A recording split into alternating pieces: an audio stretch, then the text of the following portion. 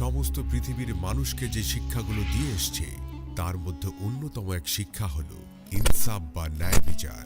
তাই তো যুগে যুগে বড় বড় রথী মহারথীদের ন্যায় বিচারের নানা উদাহরণে আলোকিত হয়ে আছে ইসলামের ইতিহাস।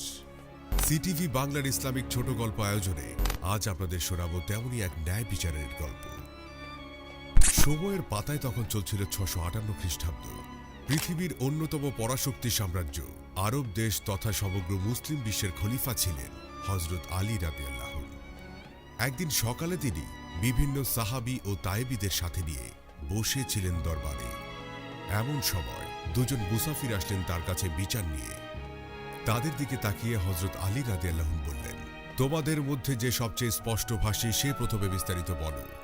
অতঃপর একজন সামনে এগিয়ে এসে বলতে লাগলেন, হে আমিরুল মুমিনিন, আমরা দুজনেই ভ্রমণের উদ্দেশ্যে ঘর থেকে বের হয়েছিলাম।